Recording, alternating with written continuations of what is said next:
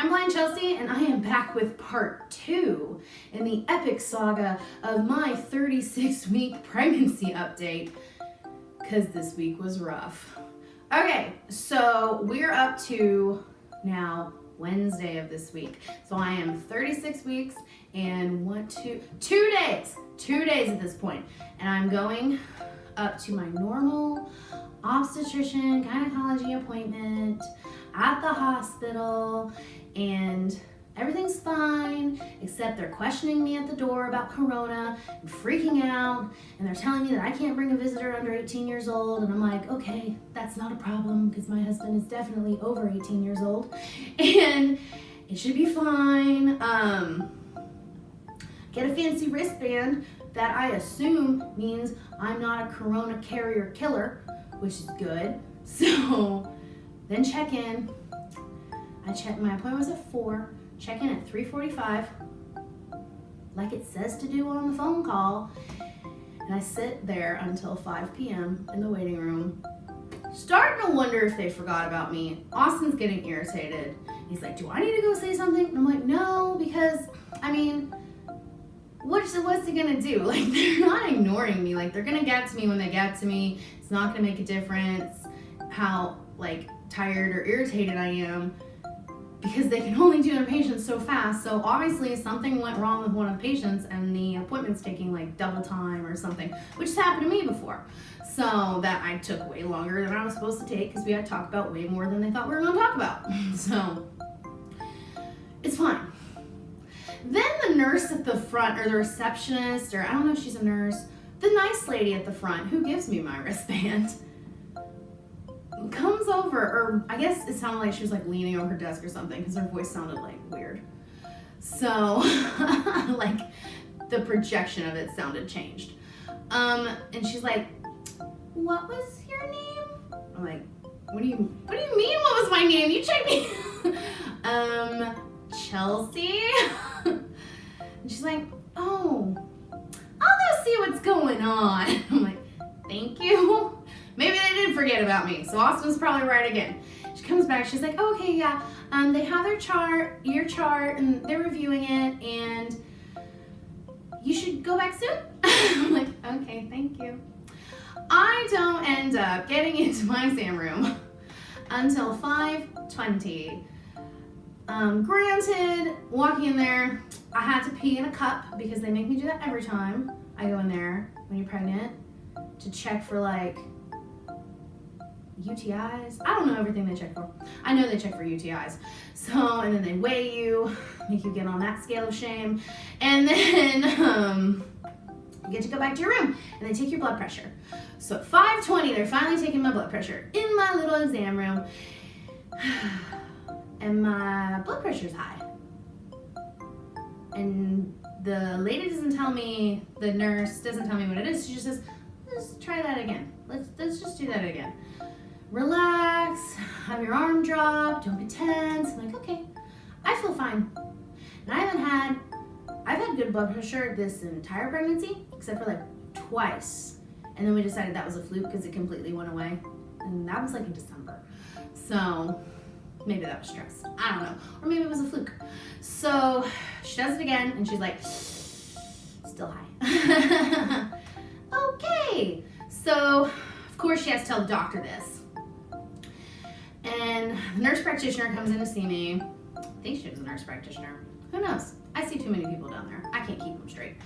So they're worried it could be preeclampsia because I'm in that sweet spot of pregnancy where preeclampsia shows up. And I just had one high blood pressure reading. And they're asking all these questions like, do you feel dizzy? Do you, I don't even remember the questions. But I said no to all of them because I was like, I feel great. I feel fantastic.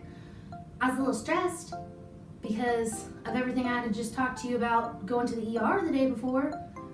It was stressful and not fun, but feel fine now. So, doctor comes in, they talk to me about it, they're like, okay, we're gonna do your blood pressure again. This time, it was it was 144 something, I don't know, the first time, and now it's like 110. I'm like, that's hilarious. So I don't have high blood pressure. And then the doctor says, well, blood pressure is a changing thing, and you could have had it and now it's down, and it could go right back up, and that could still be preeclampsia. And if you have preeclampsia, plus you take blood thinners, you could have a brain bleed. I was like, what? What? No one ever told me that being on blood thinners plus preeclampsia is really bad as opposed to just normal preeclampsia. I didn't know that. And he's like, well, yeah, it is. So you're gonna go to the ER. I'm like, whoa, whoa, whoa, whoa, buddy. I can't go to the ER twice in 4 days. I can't. My family's gonna stop believing me when I call. I feel like the boy who cried wolf. I can't make that phone call. Oh, hey guys, you know how I was in the ER on Sunday and then they admitted me to the hospital and I was like worried because that was really bad. And then they came in and said, just kidding, you've been pumped? Yeah, now I'm going to the ER again. He's like, well, we have to check. So you're gonna go to the ER for at least 2 to 4 hours, and we're going to see what your blood pressure does. We're also gonna take some blood. We're gonna take do more tests on the urine sample that you left, and we're gonna find out if you have preeclampsia.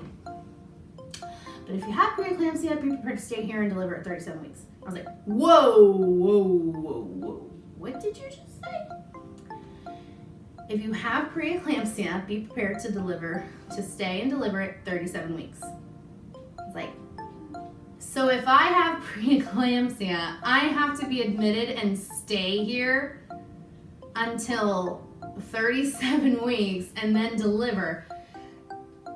So it's Wednesday. I have to stay here until, I have to just sit here till Monday and then deliver. What?